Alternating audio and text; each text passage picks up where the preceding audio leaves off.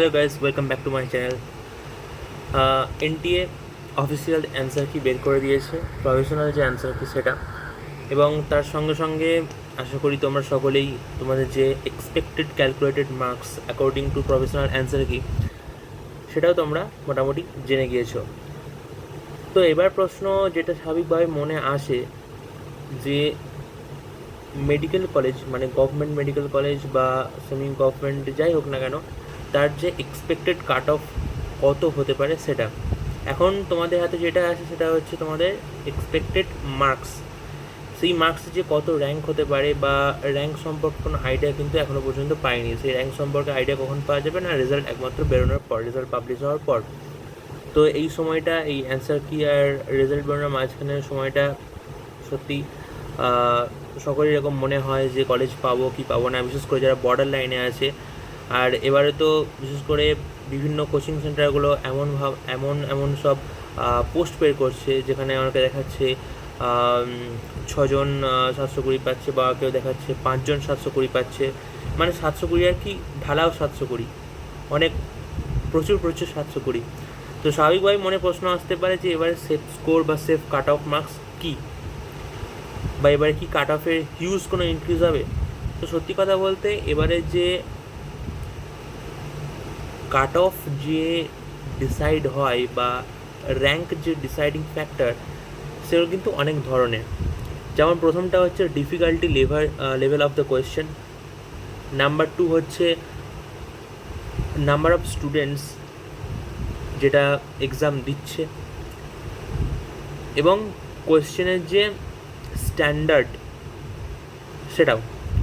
তাহলে number of student কিন্তু obviously আগের বছরের থেকে বেড়েছে, যেটা আগের বছর ছিল অ্যাপ্রক্সিমেটলি ওই 20 লাখের কাছাকাছি, সেটা কিন্তু এবারে 24 লাখ প্লাস।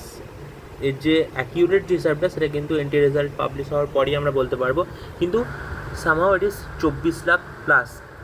সো স্বাভাবিকভাবেই কিন্তু কম্পিটিশান বেড়েছে। যদিও অনেকে বলতে পারে যে এই 24 লাখের মধ্যে তো টপ 1 to 2% ছেলেরই কিন্তু সিরিয়াসভাবে এক্সাম দেয় বা যারা 400+ স্কোর করে, সেটা অবশ্যই 24 লাখের 1 to 2% যারা 400+ পাবে তারা অবশ্যই একটা মাস নাম্বারে বেশি হবে উইথ রেসপেক্ট টু 20 লাখের মধ্যে যে 2% ছেড়েছিল।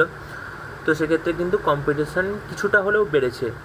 সেই অনুপাতে কিন্তু এবারে গভর্নমেন্ট সিট যেটা ইনক্রিজ করেনি, বিশেষ করে ওয়েস্ট বেঙ্গলের ক্ষেত্রে তো আপাতত পক্ষে নতুন কোনো গভর্নমেন্ট মেডিকেল কলেজ খুলছে না।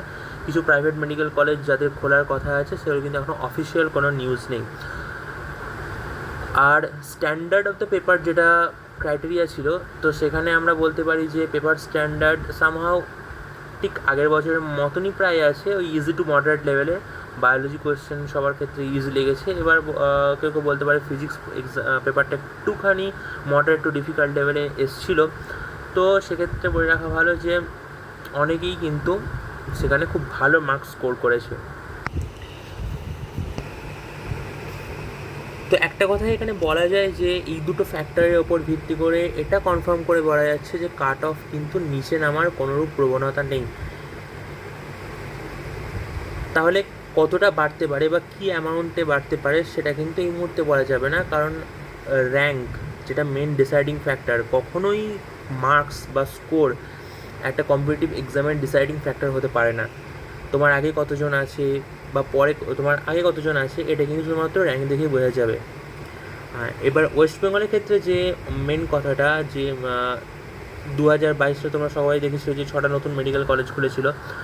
তো সেই বছর কিন্তু একটা র্যাঙ্কের ইনফ্লেশন হওয়া সত্ত্বেও কিন্তু কাট অফ ডিক্রিজ করেছিল, কারণ 600টা সিট কিন্তু ইনক্রিজ করেছিল সেবারে। এবারে 2023-এ কিন্তু সেরকম হিউজ অ্যামাউন্টে কোনো সিট ইনক্রিজ করেনি, বিশেষ করে গভর্নমেন্ট সেক্টরে। আর 2024-এ তো আপাতত কোনো গভর্নমেন্ট মেডিকেল কলেজ খোলার কোনো সম্ভাবনা দেখা যাচ্ছে না। কিছু প্রাইভেট খুলতে পারে, সেগুলো এখনও পর্যন্ত লেটার অফ পারমিশন পাওয়ার অপেক্ষায় আছে। এবং আরেকটা কথা চলছিল যে আইআইটির যে একটা নিজস্ব মেডিকেল কলেজ খোলার কথাও চলছিল 100 সিটের, যে অটোনমাস ইনস্টিটিউট, সেটা কতটা কি খুলবে না খুলবে এখনও কনফার্ম নয়, বাট আশা করি নিট কাউন্সিলিংয়ের আগে যেন সেটি সম্পূর্ণরূপে খুলে যায়। এবার প্রফেশনাল অ্যান্সার কি, যেটা এনটিএ পাবলিশ করেছে মে মাসে, তো তার উপর ভিত্তি করে বিভিন্ন কোচিং সেন্টার দেখাচ্ছে তাদের মোটামুটি 11 থেকে 12 জন 720 প্লাস আছে শুধুমাত্র ক্লাসরুম সেন্টার থেকেই। তো এরপর তো আছে বিভিন্ন অনলাইন যে রিসোর্সগুলো, সেগুলো বাদই দিলাম। এবং একটা এস্টিমেটেড রাফ হিসাব যেটা বলা যায় যে একটা কোচিং সেন্টার দেখাচ্ছে যে তাদের মোটামুটি 250 স্টুডেন্টের কাছাকাছি 700 প্লাস পেয়েছে, এবং আরেকটা কোচিং সেন্টার দেখাচ্ছে তাদের 350 কাছাকাছি স্টুডেন্ট পেয়েছে। তো এটা অ্যাপ্রক্সিমেট করলে কী চলে আসে না 600-র কাছাকাছি। প্লাস আরও যে ইনস্টিটিউটগুলো আছে সেগুলো ধরলে তোমরা একটা রাফ হিসাব বলতে পারো যে 1000 জন কিন্তু 700 প্লাস চলে আসছে। কিন্তু সত্যি কি তাই 1000 জনই কি 700 প্লাস আসবে? এটা একটু ডাউটফুল ব্যাপার আছে, কেননা বিভিন্ন কোচিং সেন্টারকে তোমরা দেখে থাকো যে অনেক ছেলেমেয়ে এরকম হয় যারা মাল্টিপল কোচিং সেন্টারকে প্রেফার করে, এবং সেক্ষেত্রে এই যে রাফ হিসাবটা দেখে তোমরা বুঝতে পারবে না, কারণ অনেকেই হয়তো তাদের মধ্যে কমন কোচিং সেন্টার আছে যে হয়তো 2 বা 3টে কোচিং সেন্টারে কোচিং নিয়েছে।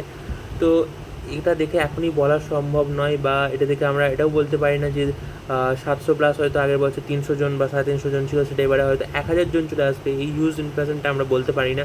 বা 650 আগের বছর 8000 ছিল, এবার সেটা 12,000 14,000 হয়ে যাবে, এটাও বলা যায় না। এটা বলা উচিত নয়।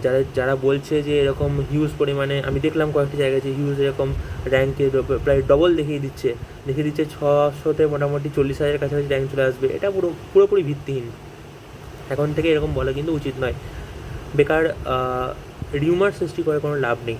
তো এবছরের যারা স্টুডেন্ট ছিলে, যারা নিট এক্সাম দিয়েছো এবং বর্ডার লাইনে আছো, তো তোমাদের বর্ডার লাইন মানে কি, মানে আমি বলতে চাইছি 590 to 600 for West Bengal state কোটা।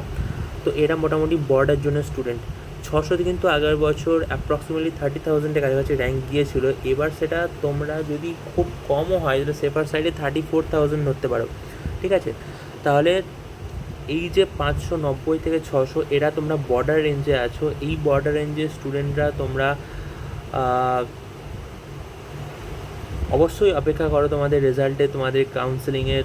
আশা করি সকলেই তোমরা গভর্নমেন্ট সিট পেয়ে যাবে, এবং তার সঙ্গে সঙ্গে কিন্তু তোমাদের যে প্রিপারেশান, তোমরা যদি চাও, তোমরা যদি নিজেদের এই লক্ষ্যের প্রতি ডেডিকেটেড হয়ে এগিয়ে যেতে চাও, তাহলে তোমরা কিন্তু নিজেদের যে প্রিপারেশান সেটাকেও কিন্তু কন্টিনিউ করে চলো।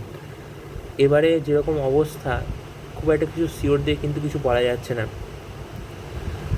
যেমন ওয়েস্ট বেঙ্গলের ক্ষেত্রে আলামিন মিশন যেমন বলেছে যে 600 প্লাস মার্কস তাদের কাছে 687 আছে, বা আকাশ, অ্যালেন বা যা যা কোচিং সেন্টার আছে তারাও কিন্তু এই মোটামুটি একটা নাম্বার হেরফের করে। আর স্টেট র্যাঙ্ক আমরা দেখেছি মোটামুটি 2200-র কাছাকাছি হলে কিন্তু তোমরা একটা গভর্নমেন্ট মেডিকেল কলেজ পেতে পারো, বা সেফ জোন হিসাবে ধরে রাখতে পারো, যেটা কিনা আগেরবার ছিল 36,000 all India quota up to mop up. All India যে rank up to mop up অবধি 36,000 ছিল তোমাদের cut off for the unreserved category. আমি এখনই রিজার্ভ ক্যাটাগরি বা যে সমস্ত কোটা আছে সে সমস্ত কোটার র্যাঙ্ক নিয়ে বলছি না, এটা সম্পূর্ণভাবে আনপ্রেডিক্টেবল। আর একটা কোটা হচ্ছে ইডাব্লিউএস, যেটা কতজন অ্যাপ্লাই করেছে বা কতজন আফটার ভেরিফিকেশান কতজনের সার্টিফিকেট ভেরিফাইড হচ্ছে তার উপর কিন্তু নির্ভর করে। তাই ইডাব্লিউএস বা এবারে যেমন OBC, EWS, OBC, SC, ST, PWD এগুলোর ক্ষেত্রে আমি বলছি না, কিন্তু জেনারেল ক্যাটাগরি 34,000 আপাতত পক্ষে তোমরা ধরে নিতে পারো সেফ। এবার 34,000 হচ্ছে অল ইন্ডিয়া র্যাঙ্ক। ওয়েস্ট বেঙ্গলের ক্ষেত্রে নাম্বার অফ স্টুডেন্ট ডেন্সিটি বা স্টুডেন্ট ডেন্সিটি কী রকম সেটা কিন্তু হেরফের হয়। এবার ধরো যারা খুব টপ ভালো মার্কসের মধ্যে আছে 700, 680 প্লাস, তারা কিন্তু প্রেফার অলওয়েজ করবে যে এইমসগুলো বা জিপমার বা বিভিন্ন সেন্ট্রাল ইনস্টিটিউট সেগুলোকে। তাহলে এই জায়গার স্টুডেন্ট ডেন্সিটি যদি বেশি হয়, তারা যদি বাইরের কলেজগুলোকে এআইকিউ কাউন্সেলিংয়ের মাধ্যমে প্রেফার করে, তাহলে কিন্তু স্টেটের যে সমস্ত স্টুডেন্ট যাদের একটু কম মার্কস এসছে, একটু বর্ডার লাইনে আছে, তারা কিন্তু তাদের চান্স বাড়তে পারে। তো এখনই বলা যাচ্ছে না যে স্টুডেন্ট ডেন্সিটি কোন জোনে বেশি আছে। ওয়েস্ট বেঙ্গলের রেজাল্ট অবশ্যই প্রতি বছর ভালো হচ্ছে, এবং আশা করা যায় এবছরেও প্রতিবারের মতো ভালো হবে। তাই যে ফ্যাক্টরগুলো হাতে নেই, যেমন কী রেজাল্ট হচ্ছে বা কী র্যাঙ্ক হচ্ছে, এগুলো নিয়ে আপাতত কোনো ভেবে লাভ নেই। এবং এই সময়টাই যে অ্যান্সার কি বেরোনো থেকে রেজাল্ট বেরোনো, এটা সত্যি বর্ডারলাইন স্টুডেন্টদের জন্য খুবই একটা উৎকণ্ঠার সময়। তো আমি এটাই বলবো, বিভিন্ন ভিডিও দেখে বিভিন্ন রিউমারে কান দিয়ে নিজের ডিপ্রেসড না হয়ে জাস্ট নিজের যে মার্কসটা আছে সেই মার্কসটা নিয়ে আপাতত থাকো। রেজাল্ট অফিসিয়ালি বলেছে 14ই জুন বেরোনোর কথা, কিন্তু যেহেতু অ্যান্সার কি এতদিন আগেই বেরিয়ে গেছে, আশা করা যায় রেজাল্ট কয়েকদিনের মধ্যেই বেরিয়ে যাবে। এবং যে চ্যালেঞ্জের টাইম সেটাও এনটি এক্সটেন্ড করেছিল, বাট এবার দেখা যাক রেজাল্ট বেরোয় নাকি 14ই জুনে বেরোয়। 14 জুন হচ্ছে অফিসিয়াল ডেট। তো এই কদিন কিন্তু এই রিউমারের যে ভিডিওগুলো সেগুলো থেকে নিজেদের বিরত রাখো, এবং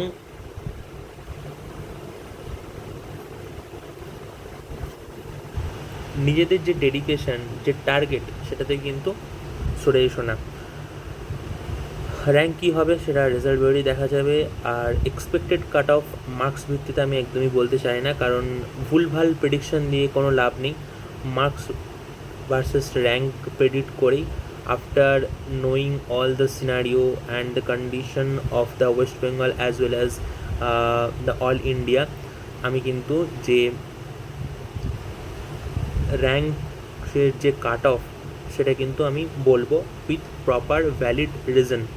প্রত্যেকটা কিন্তু ডিসক্রাইব করা থাকবে।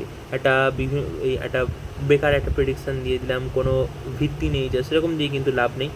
তাই এই মুহূর্তে মার্কস নিয়ে আমি কাট অফ মার্কস নিয়ে আমি কিছু বলছি না, সেটা র্যাঙ্ক বেরোনোর পর কিন্তু আমি ডিটেলড অ্যানালাইসিস করব। আর মার্কস ভার্সেস র্যাঙ্ক কী হতে পারে একটা এস্টিমেটেড, সেটা নিয়ে আমি একটা আলাদা ভিডিও বানাবো। আর আর কি, আজ এটুকুই।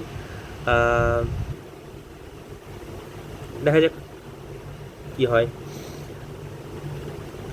তা আজকের ভিডিওটি ভালো লাগলে অবশ্যই সাবস্ক্রাইব করে দিও এবং লাইক এবং কমেন্ট করতে ভুলো না। দেখা হবে নেক্সট ভিডিওতে। বাই।